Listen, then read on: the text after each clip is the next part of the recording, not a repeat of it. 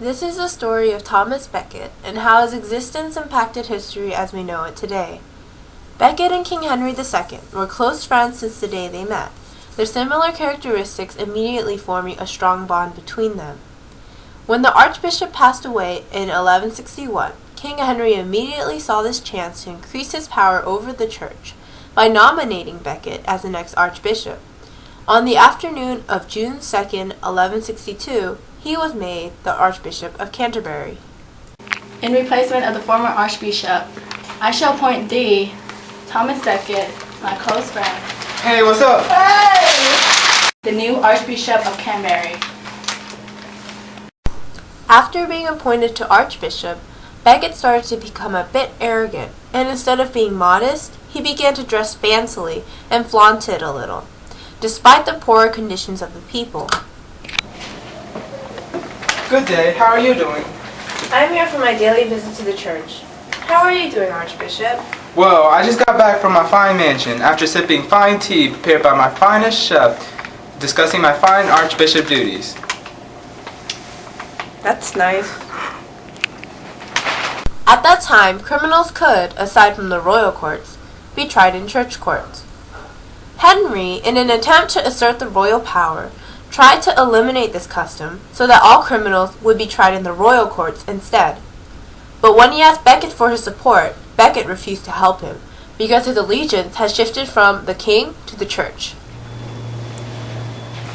Becket, the church is gaining too much power from these courts. I want you to help me assert the power of royal justice by passing a law so all criminals will be tried in royal courts. I'm sorry, sir, but I cannot do that. After defying Henry, Becket fled to France in fear of the king. Eventually, he returned to Canterbury and immediately infuriated the king once more by excommunicating the bishops who had supported the king during Becket's exile. Henry flew into a rage, and in the presence of 4 of his knights, he showed just how angry he was at Becket's actions.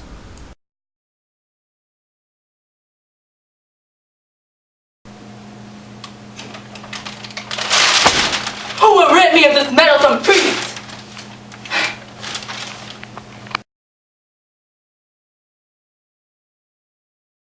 The 4 knights rushed to Canterbury and found Becket at the cathedral, where they stopped him at the altar.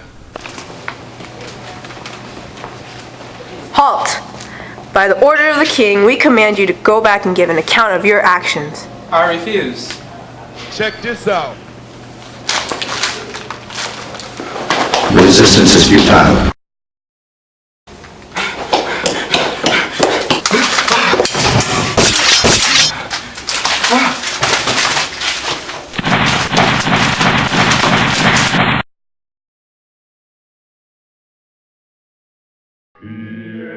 Following his death, the monks prepared Becket's body for burial. It was then that they discovered a hair shirt under all of his garments, a sign that Becket had really been faithful and dedicated to the church. It was not long after this incident that word started to go around about the brutality of Becket's murder. Public opinion began to shift from the king to the church, slowly increasing the church's power. People began to give their money and support to the church instead of the king, making his reign weaker and weaker. In turn, the church grew very powerful, and slowly it also became corrupt. All because of the death of Archbishop Thomas Becket. Oh my God! They killed Kenny!